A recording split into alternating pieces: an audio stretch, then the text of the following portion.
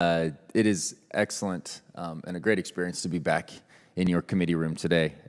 Many good experiences here, and I appreciate the work that you all do as you navigate tumultuous waters and continue to find a way to build our armed services. Sincerely, both when I was on committee as off, still just as dedicated to serving that same cause. So sincerely, thank you for what you do. As a former member of this committee, I'm honored to have the opportunity to testify on this year's defense priorities for the 1st District of Utah and the over 28,000 uniformed and civilian airmen and workers of Hill Air Force Base whom I represent in Congress. Because it has the rare privilege of being both an operational active duty installation with combat-ready F-35 aircraft while also hosting a major civilian workforce, Hill Air Force Base serves multiple mission sets that will be crucial to the warfighter during a potential peer conflict scenario in the Indo-Pacific. As more F-35s become operational, opening more hangar space in the Ogden Air Logistics Complex at Hill to maintain these fighters will be critical to the future of U.S. air superiority. However, critical resources, technical expertise, and man-hours are pulled away from the F-35 program every day to maintain legacy aircraft, such as the A-10, that do not fit modern-day operational relevance. I've worked with committee members and staff on base text language that would require the Air Force to go through an annual briefing exercise to determine where A-10 divestiture delays are occurring, their strategy for maintaining an aggressive timeline, and how to transition civilian maintainers towards the F-35 program. However, organic depot performance is also driven by access to talent. I'm deeply concerned about the DoD's inability to hire qualified and skilled military members shortly after they retire and how this impacts the overall readiness of our armed forces. I've supported language both on and off the Armed Services Committee that would repeal the existing 180-day waiting period that a military retiree must complete until he or she can enter a civilian job at the DoD.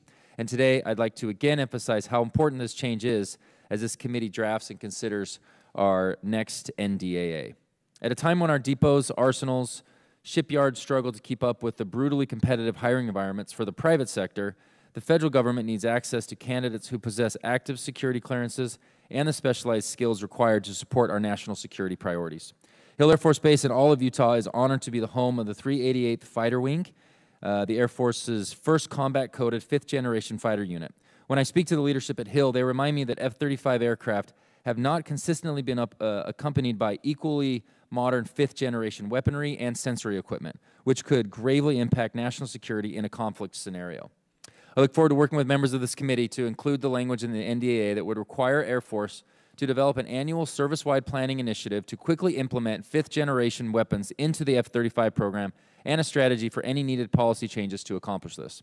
Additionally, Hill Air Force Base and surrounding defense partners are rightfully proud of their work developing the LGM 35A Sentinel program, which will replace our aging Minuteman III intercontinental ballistic missiles and bring nearly 4,000 jobs to northern Utah. Utahns know that the foundation of strategic deterrence and the protection of the American homeland is a credible nuclear force, which is why supporting the Sentinel program remains so crucial given the unstable geopolitical environment we find ourselves in today. I remain a steadfast advocate for the program and look forward to working with committee members to ensure its delivery. Lastly, I would be remiss not to mention the major quality of life challenges currently facing military service members in my district.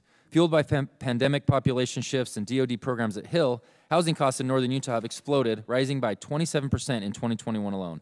At the same time, MILCON backlog and military dormitory crisis remains a preeminent issue, meaning that lower enlisted airmen are being forced off base to seek housing they cannot afford.